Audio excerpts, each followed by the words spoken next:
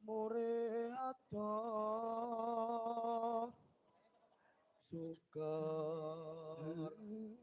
sakit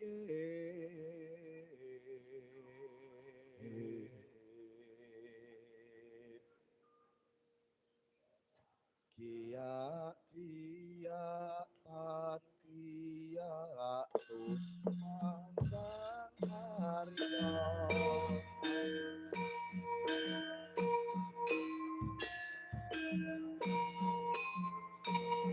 noni minang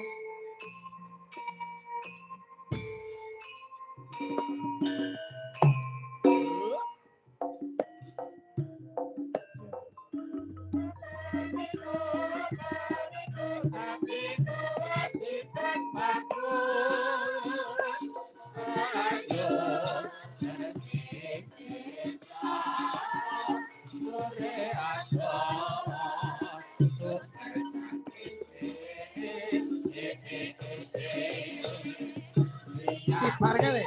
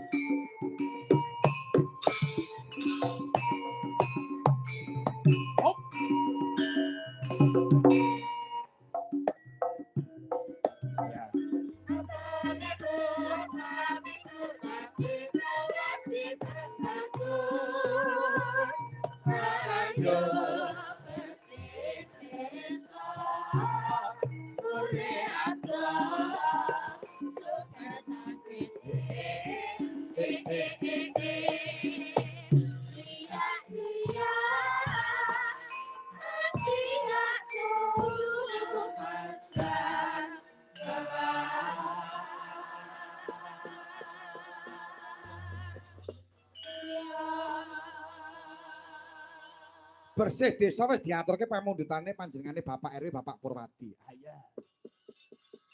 Lah jan. Iki uga karyane Kinarto Sabda. Ayah. Seniman kondang iki asale saka Klaten ya biyen iki. Ayah.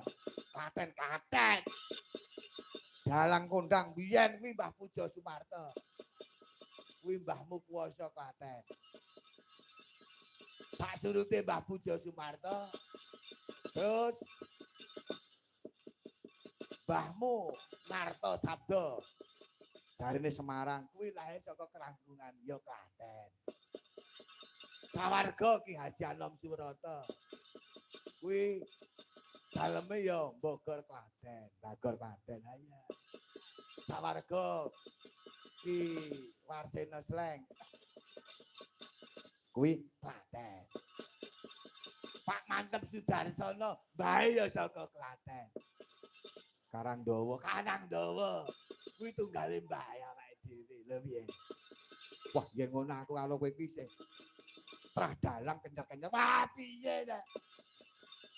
Mbahku kakung dalang. Mbahku buyut dalang. Mbahku canggah dalang lho piye. Oh iya. Mula trah kuwi penting. Trah kuwi penting. Iya. Sembah nuwun. Iki ana pengumuman diwaca sik. Motor yang parkir di timur sudah dipindahkan di depan musola. Oh iya. Iki juru parkir pancen. Elok ayo. Halo Mas Sunjay. Nggih. Sugeng dalu.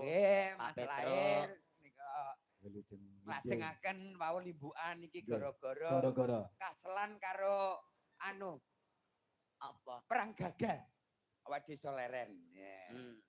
Mugi-mugi anggenipun warga masyarakat wonten ing Kebon Sari menika dados pemarem dadi